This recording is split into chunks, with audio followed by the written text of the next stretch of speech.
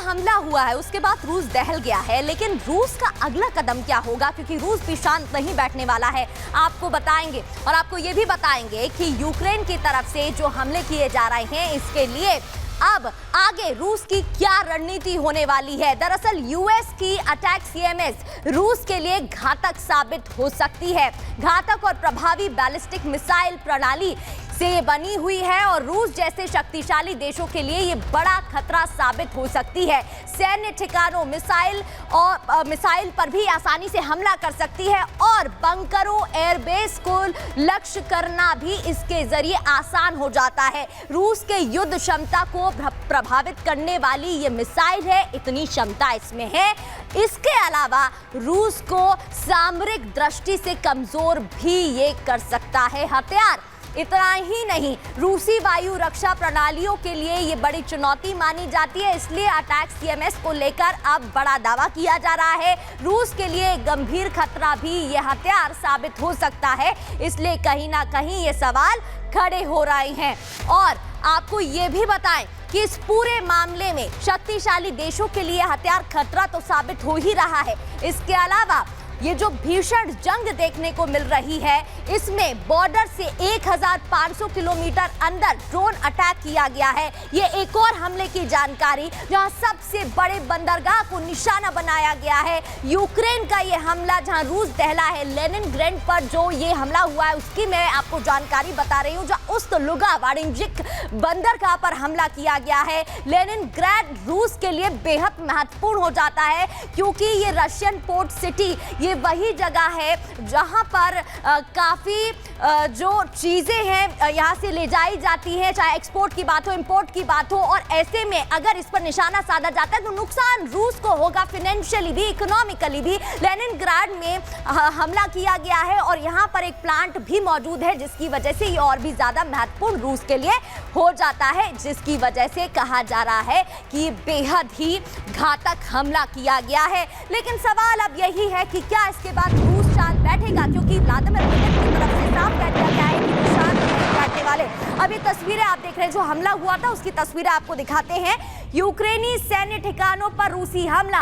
अब देखिए, रूस भी पीछे नहीं है। यूक्रेनी सैन्य ठिकानों पर रूसी हमला हुआ है, एक के बाद एक मिसाइलें दागी गई हैं, रॉकेट दागे गए हैं, जिसकी तस्वीरें आपको दिखा रहे हैं। लगातार अटैक हो रहे हैं।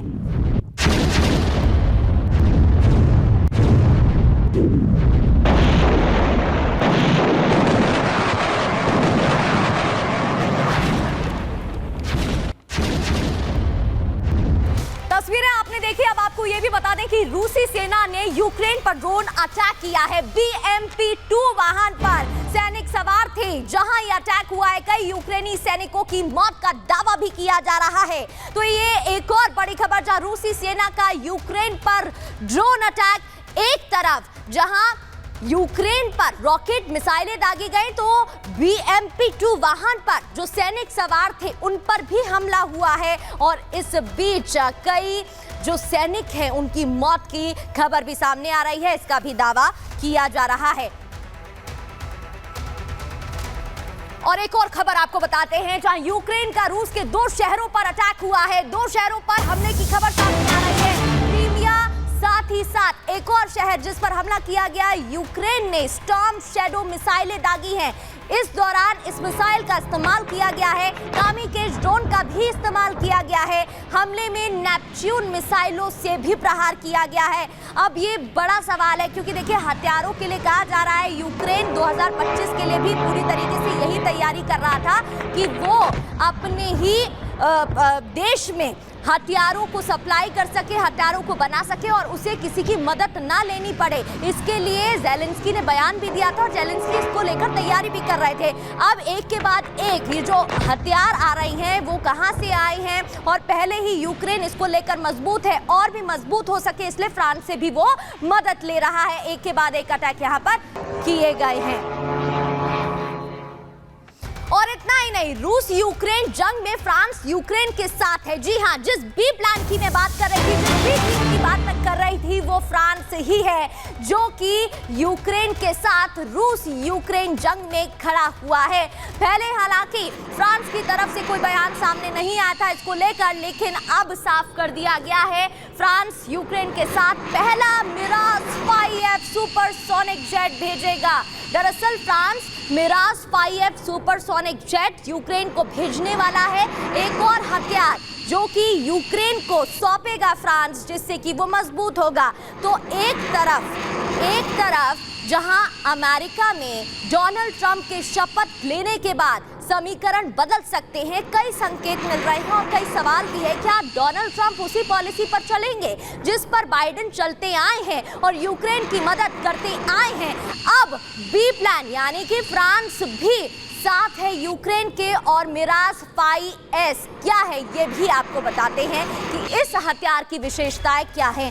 दरअसल फ्रांस में बना सुपरसोनिक लड़ाकू विमान जो कि मिराज 5S जो कि सौंपने वाले हैं यूक्रेन को फ्रांस, इमैनुअल ने साफ तौर पर कहा है कि वो मदद करेंगे मिराज 3 और मिराज 5 यानी कि मिराज 5 से भी ये बेहतर बताया जाता है मिराज 3, और आवाज की गति से तेज उड़ान भरने में भी सक्षम माना जाता है।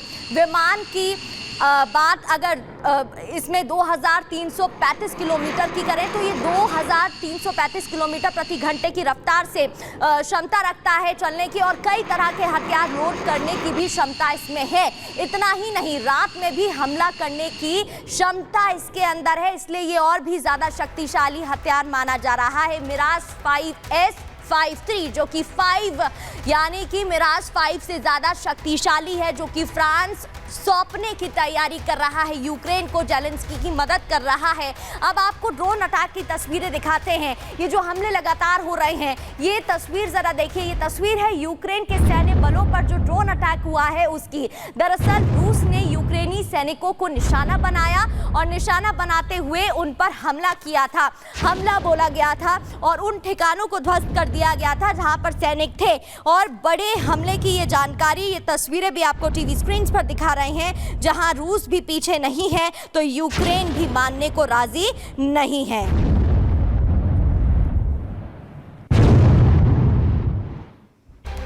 तो देखिए, जेलेंस्की के पास ज्यादा विकल्प अब नहीं है, क्योंकि रूस जिस तेजी से आगे बढ़ रहा है उससे एक बात तो साफ है कि यूक्रेन के पास ज्यादा वक्त नहीं बचा है।